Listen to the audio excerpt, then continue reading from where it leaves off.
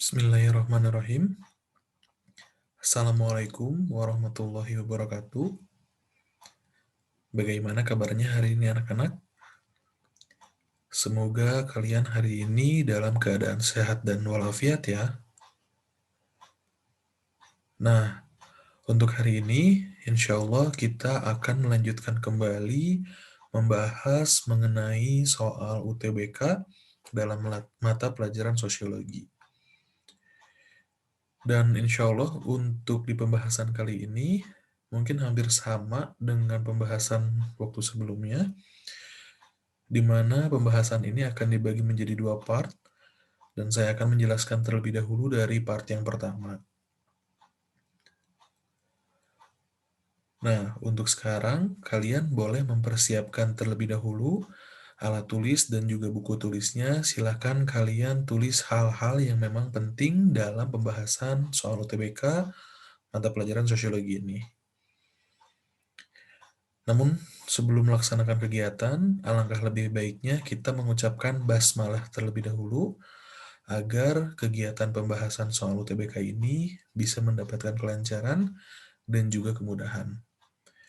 Bismillahirrahmanirrahim. Nah, untuk mempersingkat waktu, mungkin kita langsung saja membahas ke soal nomor 1. Dan seperti biasa ya, mohon maaf saya bacakan kembali. Untuk rules-nya nanti akan saya bacakan soalnya, lalu pilihan gandanya, lalu ke kunci jawaban, dan nanti kita akan bahas bareng-bareng, karena biasa di slide kedua biasanya ada pembahasan ya. Tuh. Nah, langsung saja kita mulai dari nomor 1. Kita baca soalnya berbarengan ya. Oke. Bagi sebagian kalangan, kabar bohong ataupun hoax adalah musuh bersama. Namun, tak sedikit pula yang memanfaatkan hoax untuk kepentingan pribadi, kelompok, dan tentu saja politik. Sejak media sosial, ataupun biasa disebut dengan medsos, eksis dan dimanfaatkan secara luas untuk berkomunikasi, sekaligus menyampaikan isi hati dan pikiran, hoax pun bermunculan. Dalam dunia politik Indonesia, hoax mulai muncul pada perhelatan Pilpres tahun 2014. Dewan Pers mencatat sejarah munculnya berita tidak benar ataupun hoax sejak Pilpres 2014. Ketua Dewan Pers, Yosef Stanley Adi Prasetyo, mengatakan pada waktu itu banyak cerita yang diproduksi oleh media abal-abal acap kali tidak benar. Hoax semakin menjadi masif dengan berkembangnya media sosial. Pertanyaannya, bentuk interaksi sosial yang terjadi pada kutipan artikel tersebut adalah A. Kompetisi, B. Kontravensi, C. Konflik, D. Kontroversi, dan yang E adalah koalisi. Kira-kira jawabannya yang mana ya? Yang paling tepat di antara pilihan ganda A sampai dengan E dari soal nomor 1 ini. Nah, sebelum kita menjawab ke soal ini, mungkin kita akan mereview dulu mengenai bentuk-bentuk interaksi sosial itu sendiri. Ini materi ada di kelas 10 ya, tentang bentuk-bentuk interaksi sosial. Kira-kira ada yang masih ingat? Ada berapa bentuk dalam interaksi sosial tersebut?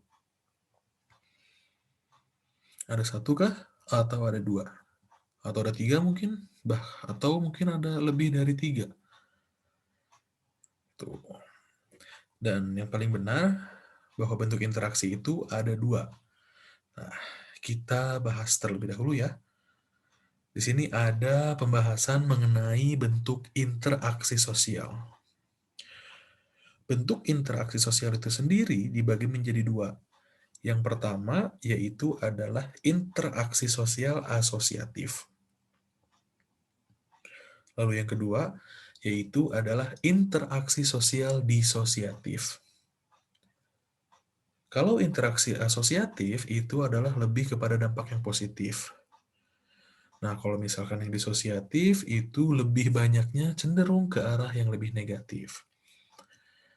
Nah, mari kita lihat dulu ternyata di dalam bentuk interaksi sosial asosiatif pun masih ada di dalamnya nih, masih ada beberapa poin. Mari kita bahas ya. Yang pertama, dalam interaksi sosial asosiatif itu adalah kerjasama. Dan di dalam kerjasama ada bentuk-bentuknya pula. Yang pertama adalah kerukunan. Ada yang masih ingat apa itu kerukunan? Oke, kerukunan adalah gotong royong, di mana ini merupakan bentuk kerjasama yang biasanya dilakukan oleh masyarakat untuk mempererat tali silaturahmi antara masyarakat yang satu dengan masyarakat yang lainnya. Lalu, yang kedua, yaitu adalah bargaining, yaitu adalah perjanjian pertukaran barang ataupun jasa antara dua organisasi ataupun lebih. Kooptasi, ada yang masih ingat apa itu kooptasi? Oke, kooptasi yaitu adalah proses penerimaan unsur-unsur baru dalam sebuah organisasi ataupun dalam sebuah kelompok. Lalu yang keempat, itu ada koalisi. Kira-kira ada yang masih ingat apa itu koalisi? Oke, koalisi yaitu adalah gabungan antara dua atau lebih organisasi yang mempunyai tujuan yang sama. Biasanya dalam koalisi ini bisa kalian rasakan, bisa kalian lihat ketika ada pilpres mungkin ya, di mana ada partai-partai politik yang bergabung untuk mengusung salah satu calon presidennya tersebut. Itu adalah koalisi. Lalu yang terakhir, yaitu adalah joint venture.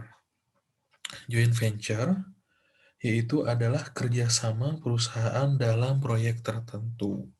Gitu. Jadi kalau joint venture, itu adalah proses ataupun kerjasama yang dilakukan oleh perusahaan-perusahaan. Nah, sampai di sini bisa dipahami mengenai bentuk interaksi sosial yang asosiatif. Poin pertama yaitu adalah kerjasama. Di mana di dalamnya ada kerukunan, ada bargaining, ada kooptasi, ada koalisi, dan juga ada joint venture. Nah, sampai di sini mungkin bisa dipahami ya mengenai bentuk-bentuk dari kerjasama itu sendiri. Oke, kita lanjut ke poin yang kedua.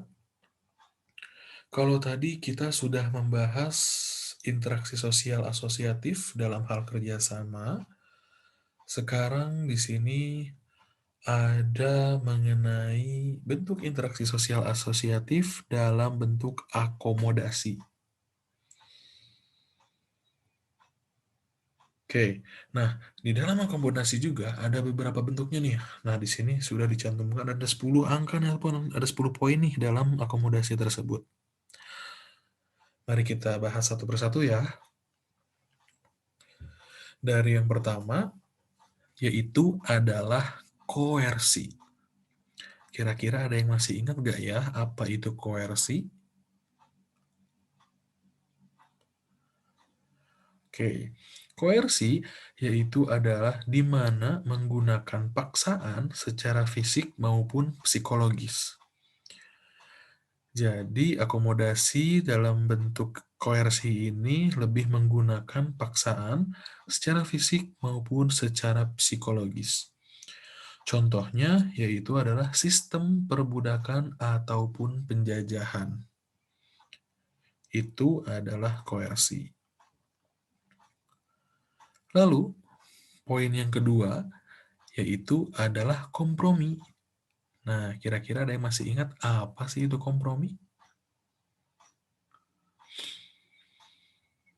Oke, kompromi yaitu adalah kedua belah pihak saling memberikan konsensi ataupun mengurangi tuntutan untuk menyelesaikan masalah. Gitu. Jadi permasalahan antara pihak A dan juga pihak B, mereka saling mengurangi tuntutannya dan tidak membawa permasalahannya tersebut ke meja hijau. Gitu. Jadi cukup antara A dan juga B saja. Jadi tidak ada pihak ketiga, tidak juga dibawa ke meja hijau ataupun tidak dibawa ke pengadilan.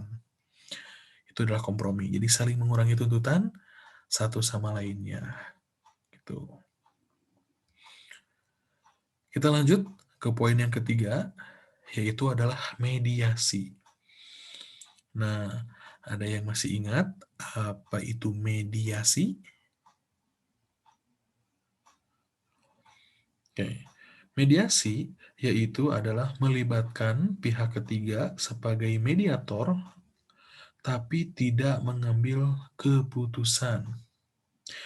Nah, mediasi ini merupakan bentuk akomodasi yang penyelesaiannya menggunakan pihak ketiga, tapi pihak ketiganya ini tidak mengambil keputusan. Jadi, hanya dimintai saran aja, tapi tidak memberikan keputusan. Itu. Jadi tidak ada jabatan yang lebih tinggi antara pihak yang berkonflik, terus dengan orang ketiganya tersebut, orang ketiga tersebut hanya pemberi saran ataupun pemberi nasihat. Gitu. Dan nanti permasalahan diselesaikannya yaitu adalah oleh pihak-pihak yang berkonflik tersebut, bukan oleh pihak orang ketiga ini. Gitu. Nomor 4, yaitu adalah konsiliasi. Ada yang masih ingat apa itu konsiliasi?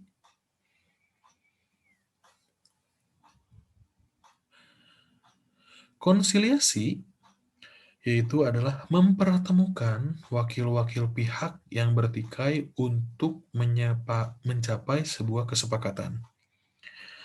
Jadi di antara pihak A dan juga pihak B itu dipertemukan wakil-wakilnya. Jadi bukan orang-orangnya yang berkonflik ya, tapi diwakilkan. Ini ditujukan untuk menyelesaikan sebuah konflik agar tidak berkepanjangan. Gitu. Jadi wakil-wakilnya aja nih. Takutnya ketika orang-orang yang berkonflik ataupun bertikai yang bertemu itu malah memperkeruh suasana, bukan memperbaik suasana. Gitu. Ya. Oke. Kita lanjut. Nomor 5 itu ada arbitrasi. Nah, ada yang masih ingat apa itu arbitrasi?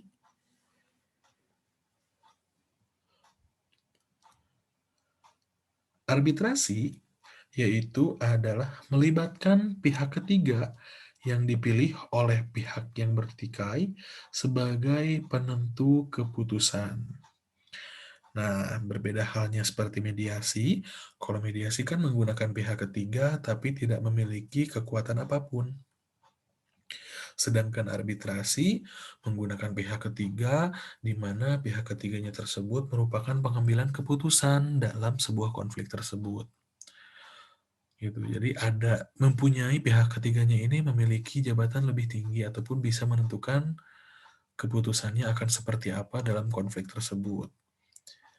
Itu adalah arbitrasi. Jadi jangan terbalik ya antara mediasi dan juga arbitrasi. Kalau mediasi, pihak ketiganya tidak memiliki kekuatan dan tidak menentukan sebuah keputusan. Tapi kalau misalnya arbitrasi, yaitu adalah menggunakan pihak ketiga di mana pihak ketiganya tersebut memiliki keputusan mutlak. Seperti itu. Bisa dipahami ya perbedaan antara mediasi dan juga arbitrasi. Nah, kita lanjut ke poin yang nomor 6, yaitu adalah toleransi. Apa itu toleransi? Ada yang masih ingat toleransi? Oke, toleransi yaitu adalah setuju untuk berinteraksi secara damai tanpa persetujuan yang sifatnya formal. Contoh dalam hal toleransi beragama mungkin ya. Ketika kalian memiliki teman yang mungkin di luar agama non-Islam, ketika kalian berpuasa dan bermain bersama teman-teman kalian yang di luar agama Islam, tentunya mereka tidak berpuasa ya. Tapi teman-teman kalian yang di luar agama Islam tersebut menghargai kalian nih yang lagi puasa, jadi mereka tidak makan di depan kalian. Itu adalah toleransi dalam hal agama. Saling menghargai satu sama lainnya. Itu adalah toleransi. Dan di Indonesia, toleransi tersebut merupakan hal yang memang patut kita junjung tinggi. Karena kita di Indonesia itu sendiri kan terdiri dari berbagai kebudayaan, bahasa, adat istiadat, dan lain sebagainya. Dan juga dalam hal agama ya, karena di Indonesia itu kan mengakui ada 6 agama di Indonesia. Ada yang masih ingat apa aja 6 agama tersebut? Yang pertama itu ada Islam, tuh. Yang kedua yaitu adalah Kristen Protestan. Yang ketiga yaitu adalah Kristen Katolik. Yang keempat adalah Hindu. Yang kelima adalah Buddha. Dan yang terakhir adalah Konghucu. Nah, oleh sebab itu, sikap toleransi ini haruslah dimiliki oleh setiap masyarakat agar tercipta suatu perdamaian dalam kehidupan masyarakat tersebut. Gitu. Bisa dipahami ya untuk toleransi. Kita lanjut ke poin nomor 7, yaitu adalah adjudikasi. Adjudikasi yaitu adalah penyelesaian konflik melalui pengadilan. Nah, jadi adjudikasi itu di mana keputusannya itu berdasarkan nanti hasil dari pengadilannya tersebut dijatuhkan hukumannya setimpal dengan perlakuan yang pernah dilakukan oleh seseorang yang sudah melanggar ataupun melakukan sebuah penyimpangan. Lalu ada segregasi, yaitu adalah memisahkan ataupun melokalisir satu sama lain untuk mengurangi ketegangan. Jadi dalam segregasi ini saling menghindar nih satu sama lainnya. Gitu. Untuk mengurangi ketegangan yang terjadi. Nah, lalu nomor 9 itu ada stalemate. Ada yang masih ingat Ibu apa itu stalemate? Oke, stalemate yaitu adalah berhenti dalam keseimbangan. Jadi antara kelompok A dan juga kelompok B memiliki kekuatan yang seimbang. Contohnya yaitu adalah persaingan antara blok barat dan blok timur yang berhenti dengan sendirinya. Atau ketika kalian tahu mana saja sih yang memiliki bom nuklir, itu adalah Amerika dan juga Uni Soviet ya, kalau saya tidak salah, yang memiliki bom nuklir itu. Ketika mereka berperang dan mereka tahu kekuatan dari masing-masingnya, memiliki bom rahasia yaitu bom nuklir yang bisa menghancurkan tatanan dunia. Oleh sebab itu jadi berhenti di salah satu titik gitu karena sadar kekuatannya seimbang antara pihak A dan juga pihak B. Nomor 10 yaitu adalah gencatan senjata ataupun ceasefire, di mana dalam gencatan senjata ini merupakan penundaan permusuhan dalam waktu tertentu. Jadi ditunda terlebih dahulu nih dalam sebuah peperangannya gitu. Dan seharusnya itu ada 11 ya, satu lagi mohon maaf saya lupa masukkan. Yang terakhir itu ada konversi. Konversi yaitu adalah salah satu pihak bersedia mengalah menerima pendirian pihak lain. Jadi ada salah satu pihak yang mengalah nih dalam konversi. Contohnya, ketika adik dan juga kakak sedang menonton TV, kira-kira mana nih yang akan mengalah terlebih dahulu? Apakah adiknya atau mungkin kakaknya? Mungkin yang harusnya mengalah itu kakaknya ya, jangan adiknya. Karena mungkin kakaknya lebih dewasa dibandingkan adiknya. Seperti itu. Nah, itu merupakan bentuk akomodasi. Ada 11 poin. Mohon maaf, saya lupa masukin satu lagi. Ada koersi, ada kompromi, ada mediasi, ada konsiliasi, ada arbitrasi, ada toleransi, adjudikasi, segregasi, stalemate, dan juga yang terakhir, mohon maaf bukan terakhir, gencatan senjata, dan terakhir adalah konversi. Jadi ya, ini harus kalian selalu ingat, karena ini sangatlah penting materi ini ya. Itu. Nah, setelah kita lihat tadi kan ada bentuk-bentuk interaksi asosiatif itu ada bentuknya kerjasama, ada 5 poin. Lalu kita lihat ke bentuk asosiatif yang kedua itu adalah akomodasi, ada 11 poin. Dan ini nih, yang tadi ya, bahwa dalam bentuk interaksi itu dibagi menjadi dua, yaitu interaksi asosiatif dan juga interaksi disosiatif. Nah, dalam interaksi disosiatif, itu hanya dibagi menjadi 3 poin ya. Yang pertama yaitu adalah persaingan. Nah, kira-kira ada yang masih ingat apa itu persaingan? Oke, persaingan yaitu adalah perjuangan berbagai pihak untuk mencapai tujuan tertentu. Biasanya dalam persaingan ini ataupun kompetisi itu bisa dua ya dampaknya. Bisa yang positif, bisa juga yang negatif. Positif ketika persaingan tersebut membawa ke arah yang baik. Contoh persaingan dalam kelas antara A, B, dan juga C, di mana misalkan A itu mendapatkan ranking pertama nih di dalam kelasnya. B dan juga C ingin mengejar ranking pertama dari A tersebut dan melakukan persaingan di dalam kelas secara sehat. Itu ataupun dalam tim sepak bola ya, ketika bermain bola itu kan persaingannya antara klub A dan juga klub B. Itu positif. Lalu kalau negatif apa? Nah, kalau negatif persaingannya itu adalah menghalalkan segala cara. Gitu, dan itu tidak dianjurkan ya. Itu. Lalu nomor 2 yaitu adalah kontravensi. Kontravensi yaitu adalah proses sosial yang ditandai dengan suatu rencana dan perasaan tidak suka yang disembunyikan, kebencian, dan keraguan-raguan terhadap kepribadian seseorang. Contohnya yaitu adalah dengan menghasut, mengadu domba, memfitnah, membongkar rahasia, teror, fitnah, dan juga lain-lain. Itu adalah kontravensi. Dan yang terakhir yaitu adalah konflik ataupun pertentangan, yaitu adalah upaya mendapatkan sesuatu dengan cara melemahkan ataupun bahkan menghancurkan pihak lain. Nah, dari ketiga poin ini mungkin bisa disimpulkan ya bahwa disosiatif ini lebih ke arah yang negatif. Walaupun persaingan ini biasanya bisa juga menjadi sebuah acuan nih untuk lebih baik lagi ke depannya ketika melaksanakan persaingan secara sehat ataupun secara sportif ya.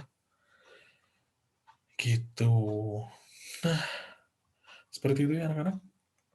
Dalam bentuk interaksi sosial itu ada dua, ada asosiatif dan juga ada disosiatif. Nah, sekarang mari kita lihat nih. Kira-kira dari hal ini yang paling betul yang mana ya jawabannya? Kita lihat. Dan ternyata yang paling betul adalah jawabannya yang B. Apakah betul jawabannya B? Mari kita lihat pembahasannya ya. Salah satu bentuk interaksi sosial disosiatif dapat berupa kontravensi. Kontravensi adalah proses sosial yang berada di antara persaingan dan juga pertentangan ataupun konflik sosial. Kontravensi ditandai adanya gejala-gejala ketidakpastian diri seseorang. ketidakpastian suatu rencana, perasaan tidak suka yang disembunyikan, atau kebencian maupun keraguan terhadap kepribadian seseorang. Dalam kontravensi, umumnya lawan tidak diserang secara fisik, tetapi secara psikologis. Salah satu contoh kontravensi ialah menyebarkan berita bohong kepada publik atau yang biasa dikenal dengan berita hoax. Jadi, jawaban yang paling tepat adalah B, yaitu adalah kontravensi. Sampai di sini bisa dipahami anak-anak untuk soal nomor 1. Tuh.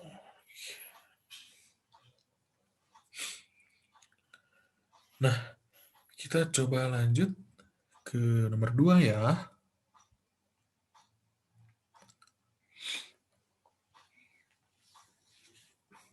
Nomor 2, mari kita baca soalnya bersama-sama ya. Nomor 2, menurut Herbert Blumer, interaksi sosial manusia dapat dikaji melalui pendekatan interaksionisme simbolik yang memiliki 3 pokok pikiran, yaitu act, think, dan meaning. Contoh dari interaksi sosial tersebut adalah titik, titik, titik. A. Rani berdiskusi dengan juru adat dalam rangka mempersiapkan pernikahannya. B. Masyarakat Hindu memperlakukan sapi dengan istimewa karena dianggap hewan suci. C. Rista mengirimkan pesan kepada Saiful via WhatsApp, namun tidak dibalas dan hanya dibaca saja. D. Seorang ayah yang menangis histeris ketika melihat anaknya sudah terbujur kaku akibat kecelakaan. Dan E. Askar mencoba menelepon Nadia tetapi tidak mendapatkan respon. Nah, kira-kira dari soal nomor 2, jawaban yang paling tepat yang mana? Apakah yang A, ataukah yang B, atau bahkan yang C, D, ataupun E? Silakan dipilih terlebih dahulu ya jawabannya.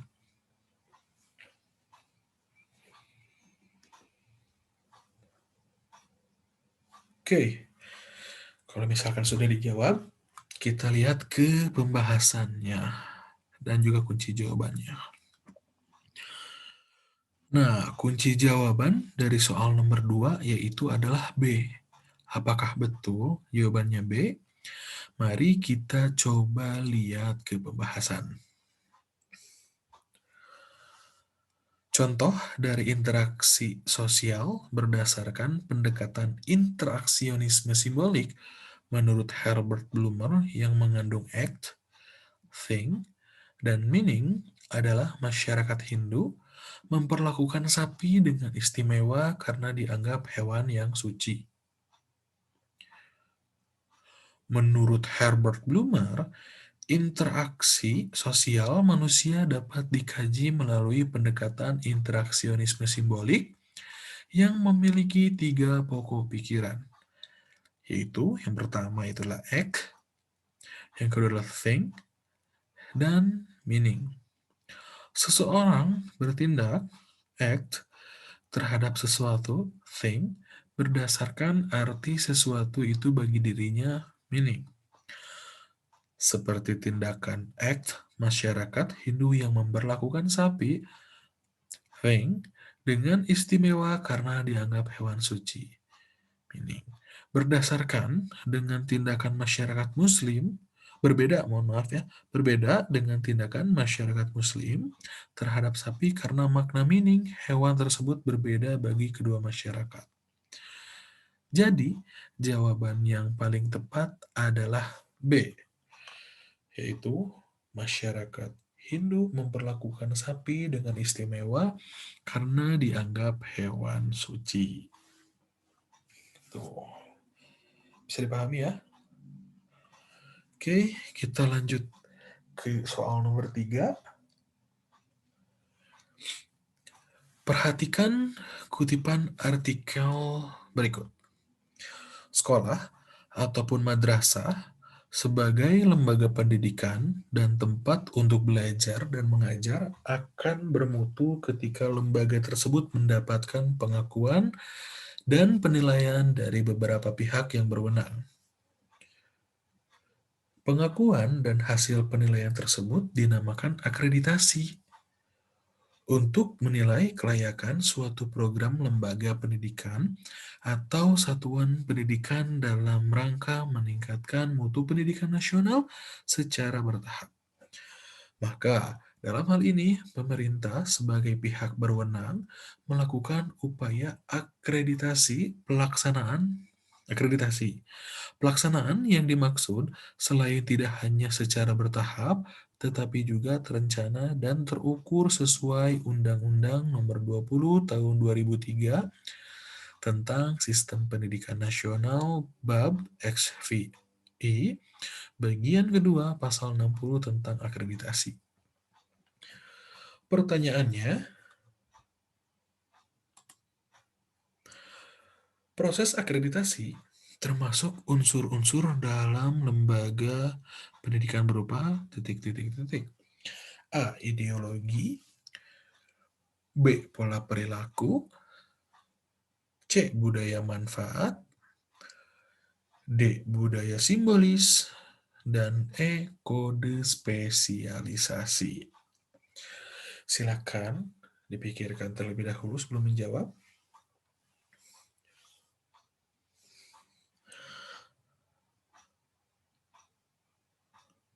Sudah ketemu jawabannya yang mana?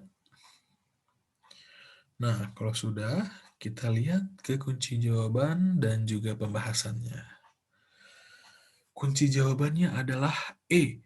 Apa itu E? Yaitu adalah kode spesialisasi. Apakah jawabannya ini benar atau tidak? Mari kita buktikan ya. Pembahasan. Unsur-unsur lembaga pendidikan adalah sebagai berikut. Yang pertama, kode perilaku. Cinta pengetahuan, kehadiran, belajar. Simbol kebudayaan, seragam sekolah, maskot, logo, lagu-lagu sekolah.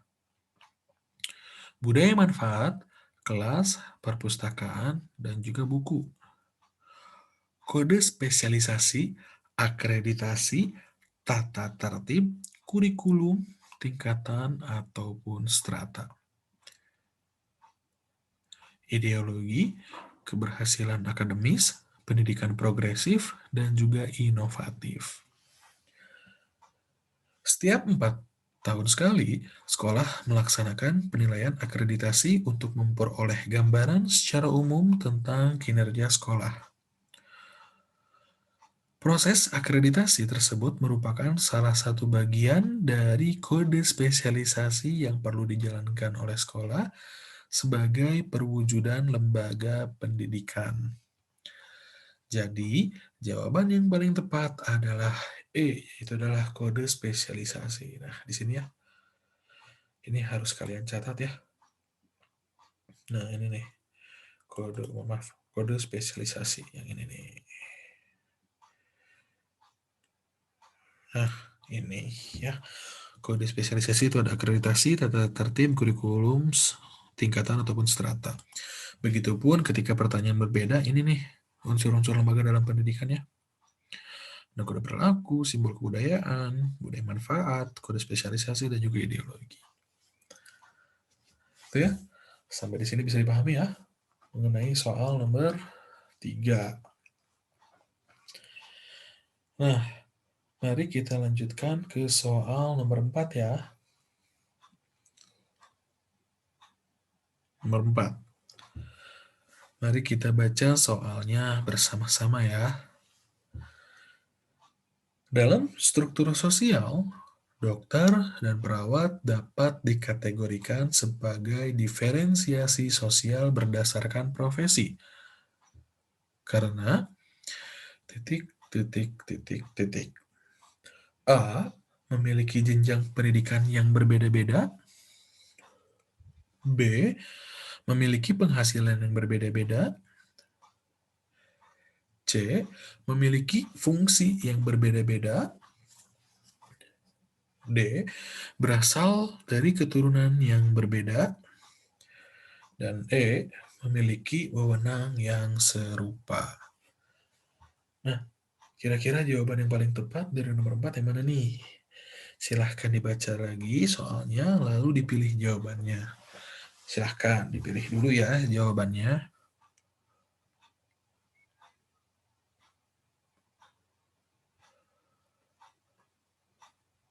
Oke, sudah dipilih jawabannya? Mari kita lihat ke kunci jawaban dan juga pembahasannya. Ternyata kunci jawabannya adalah yang C, yaitu adalah memiliki fungsi yang berbeda-beda. Apakah betul jawabannya yang C? Mari kita lihat dalam pembahasan. Diferensiasi profesi merupakan pengelompokan masyarakat yang didasarkan pada jenis pekerjaan ataupun profesinya. Perbedaan profesi biasanya juga akan berpengaruh pada perilaku, fungsi, dan peran sosial di masyarakat. Namun, tidak pada tingkat sosialnya. Contohnya, perilaku, fungsi, dan peran sosial seorang dokter akan berbeda dengan seorang perawat ketika keduanya melaksanakan pekerjaannya. Meskipun pekerjaannya sama-sama di bidang kesehatan. Namun, apapun profesi seseorang, sikap profesionallah yang akan dihargai di dalam sebuah masyarakat. Jadi, jawaban yang paling tepat adalah yang C, yaitu adalah memiliki fungsi yang berbeda-beda. Ini adalah mengenai diferensiasi ya. Diferensiasi ada juga struktur sosial. Di dalam struktur sosial itu ada dua ya. Ada diferensiasi sosial dan juga ada stratifikasi sosial. Gitu ya. Oke, bisa dipahami untuk pembahasan dan juga soal nomor 4 ini ya. Itu. Nah, kita lanjut ke soal nomor 5 ya. Mungkin ini soal yang terakhir di part yang 1. Agar durasinya tidak terlalu panjang ya. Tuh. Oke, mari kita baca bareng-bareng mengenai soal nomor 5 ataupun soal terakhir ini. Seorang peneliti sosial sedang melakukan studi tentang jaringan kriminal. Sebagai peneliti, ia harus merahasiakan identitas informan yang ditelitinya, yaitu para pelaku kriminal. Di sisi lain, sebagai warga negara, ia harus melaporkan kepada pihak yang berwenang apabila mengetahui posisi pelaku kriminal tersebut. Jenis peran yang dialami oleh peneliti tersebut berupa titik. Yang A yaitu adalah peran ganda, yang B adalah konflik peran, yang C adalah kegagalan peran, yang D ketegangan peran, dan yang E yaitu adalah kesenjangan peran. Nah, kira-kira jawabannya yang mana nih untuk soal nomor 5? Silahkan untuk dipilih terlebih dahulu ya, soal nomor 5. Silahkan.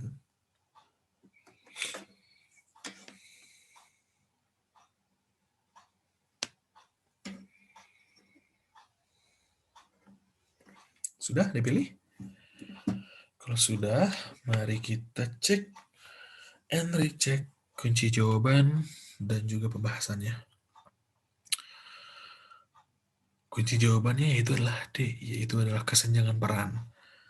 Apakah betul jawabannya yang E, kesenjangan peran dari soal nomor 5?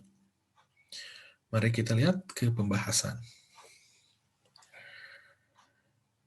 Dalam menjalani suatu peran, terkadang seseorang mengalami kesulitan untuk melakukan peran sosial yang dimiliki. Yang bisa terjadi karena ketidaksesuaian antara kewajiban yang harus dijalankan dan tujuan peran sosial itu sendiri sehingga dirinya dapat mengalami yang namanya ketegangan peran ataupun kesenjangan peran.